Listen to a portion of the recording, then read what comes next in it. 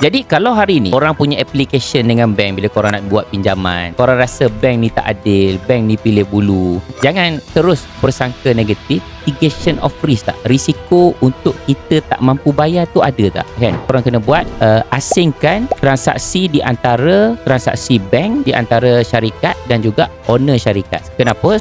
Bank bagi pinjam duit bukan sebab kita perlukan duit, tapi bank bagi pinjam sebab dia tengok kita mampu bayar balik, baru dia bagi pinjam.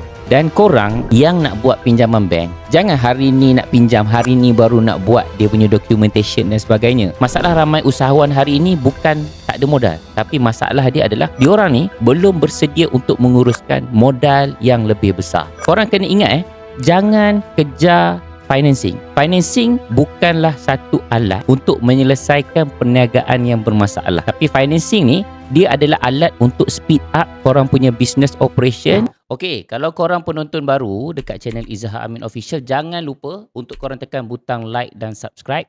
Like dan subscribe ni percuma dan dia membantu aku untuk buat lebih banyak konten-konten yang lebih berkualiti dan informatif kepada korang. Cepat tekan butang like dan subscribe, follow channel ni dan boleh kongsikan kepada rakan-rakan yang mungkin dapat manfaat daripada pengisian daripada channel ni. Jom kita sambung. Assalamualaikum warahmatullahi wabarakatuh. Kembali lagi bersama saya Izhar Amin di dalam episod podcast baru. Hari ni kita buat solo podcast lagi. Aku nak ceritakan tentang macam mana cara untuk bisnes-bisnes SME kecil dapatkan pinjaman bank. Masalah kita, ramai owner bisnes SME yang rasa bank ni bencikan dia orang. Kan? Itu bukan korang je. Aku pun dapat rasa benda tu waktu aku mula-mula bisnes dululah. Sebab masa tu aku tak faham. Bank ni kenapa dia tak nak bantu SME kan? Tiap kali aku punya permohonan untuk pinjaman tu ditolak. Jadi waktu tu aku terfikir, aku kata, dah lah SME ni, dia menyumbang kepada peluang pekerjaan yang terbanyak jugalah dekat antara contributors lah dekat dalam kita punya negara kan. Jadi waktu tu aku kata susah betul lah nak dapatkan financing daripada bank waktu tu. Jadi waktu tu apa yang aku tak faham adalah bank ni dia sebenarnya bukan tengok kita punya idea kan. Kalau kata aku datang kepada bank and aku beritahu kata okay, hari ni saya nak buat pinjaman sebab saya punya produk ni produk yang bagus kan. Saya punya produk ni banyak orang nak beli dan sebagainya kan. Bank dia takkan bagi pinjaman berdasarkan apa yang aku claim macam tu kan. Bank dia akan bagi pinjaman berdasarkan risiko. Dia tak tengok produk, dia tengok risiko. Risiko apa? Risiko sama ada orang yang dia bagi pinjaman ni boleh bayar balik ataupun tak boleh. Itu sebenarnya apa yang bank tengok kan.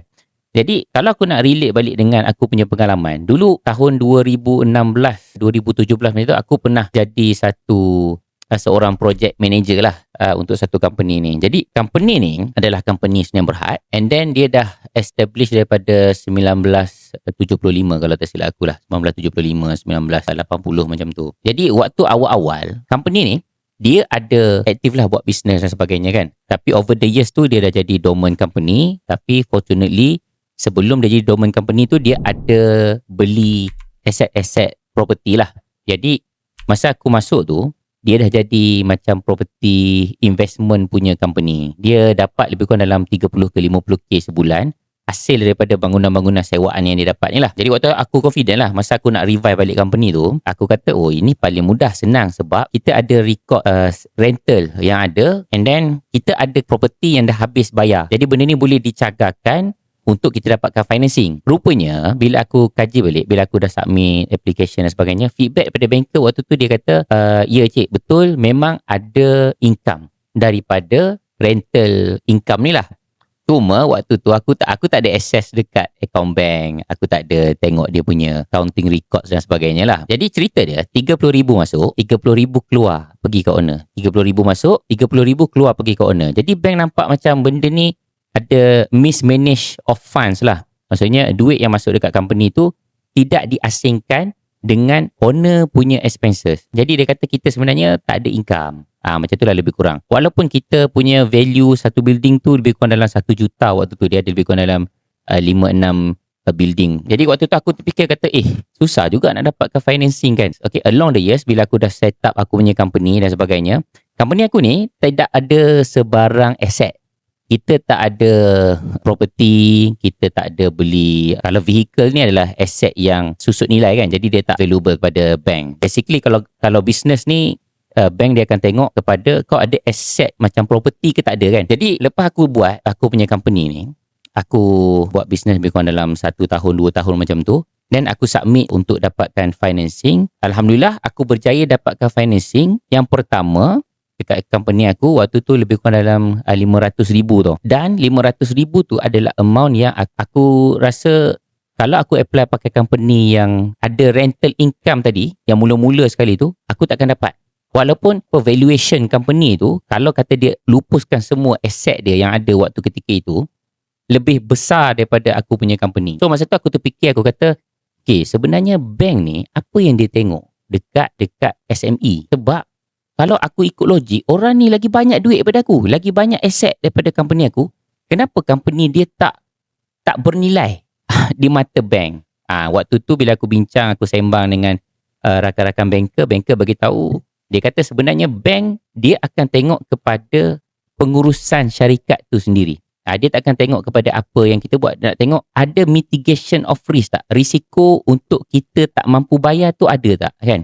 Jadi kesilapan, punca-punca kenapa kalau korang yang menonton ni mungkin akan ada masalah yang sama lah, submit loan walaupun dah sale kadang-kadang mungkin lebih banyak tapi tak lepas juga untuk buat loan kan. Jadi korang kena tengok balik dari segi pengurusan akaun syarikat korang. Adakah yang pertama paling mudah sekali, adakah duit syarikat, enterprise ataupun senyam berhad tu banyak bocor pergi ke akaun owner? Kan?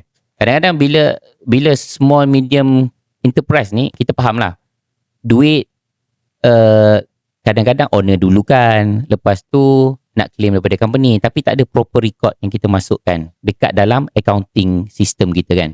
Jadi bila kita nak tunjuk dekat bank, dia akan nampak dekat bank statement tu bayar kepada kita owner RM300, RM200 dan sebagainya kan. Jadi bank akan nampak, oh yang ni tak ada sistem yang diguna pakai untuk kontrol duit tu daripada keluar masuk dekat account owner. So korang yang selalu kena reject ni, korang kena buat asingkan transaksi di antara transaksi bank, di antara syarikat dan juga owner syarikat. Kenapa? Sebab bila kita tak asingkan di antara owner punya expenses dan juga syarikat punya expenses, bank akan kira kalau aku bagi pinjaman dekat owner ni, mesti owner ni akan salah guna duit tu.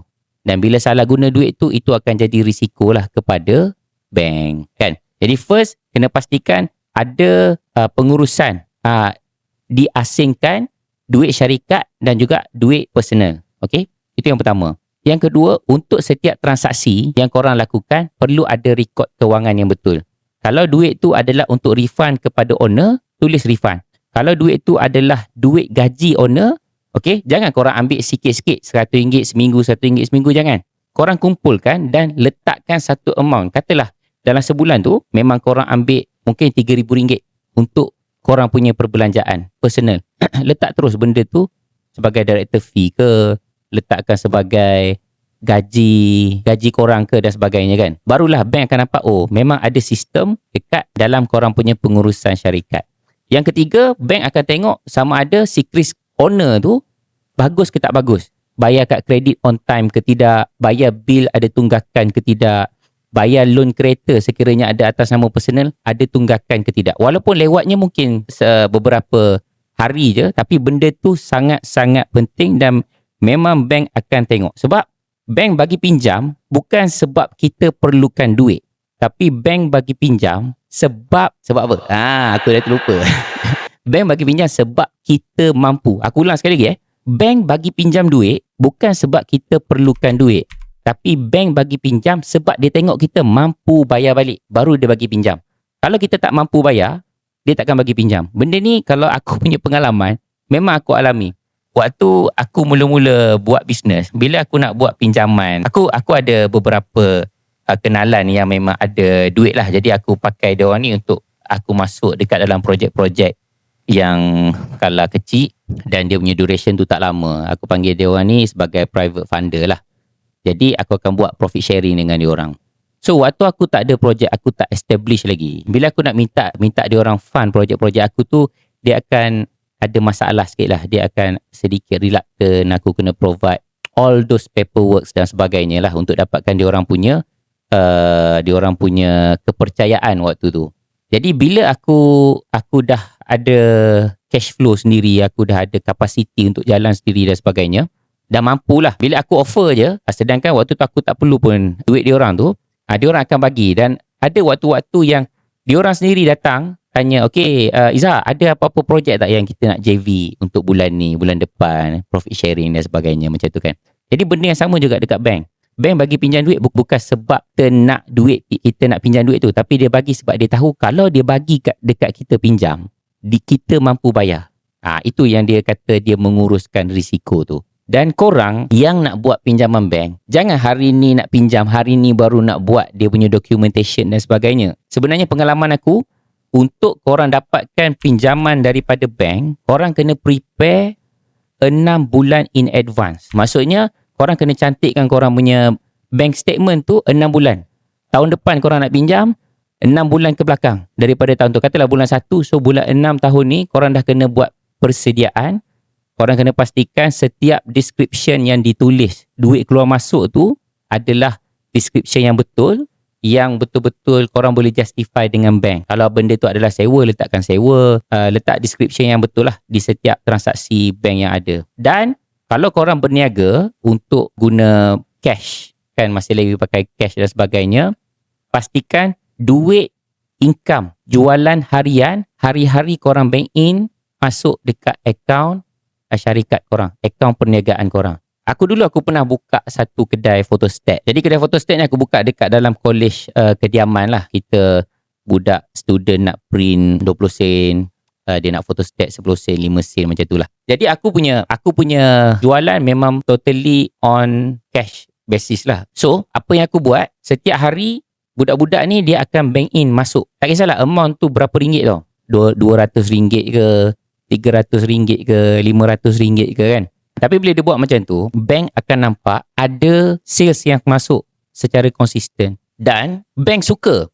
Bila tengok korang punya bank statement ni aktif, itu memang bank suka. Dan itu akan tambah nilai dekat korang punya kapasiti, korang punya assessment by the bank untuk melayakkan korang dapat pinjaman bank. Jadi kalau hari ni, korang punya application dengan bank bila korang nak buat pinjaman, korang rasa bank ni tak adil, bank ni pilih bulu, jangan terus bersangka negatif. Jumpa dengan banker, tanya, okey, boleh tak saya nak dapatkan maklumat kenapa saya punya permohonan tidak diluluskan? Boleh tak saya nak tahu apa yang review yang ditulis oleh credit rating, credit officer? Kenapa credit officer kata kita berisiko? So bank akan bagi tahu dan kita boleh improve benda tu untuk kita punya future application. Korang kena ingat jangan kejar financing. Financing bukanlah satu alat untuk menyelesaikan perniagaan yang bermasalah. Tapi financing ni, dia adalah alat untuk speed up korang punya business operation as long as business tu korang dah jalankan dekat dalam term yang sistematik. Okay? Saya Izzah Amin. Jumpa lagi di dalam episod podcast akan datang. Saya doakan korang semua berjaya dalam perjalanan usahawan korang. Assalamualaikum warahmatullahi wabarakatuh.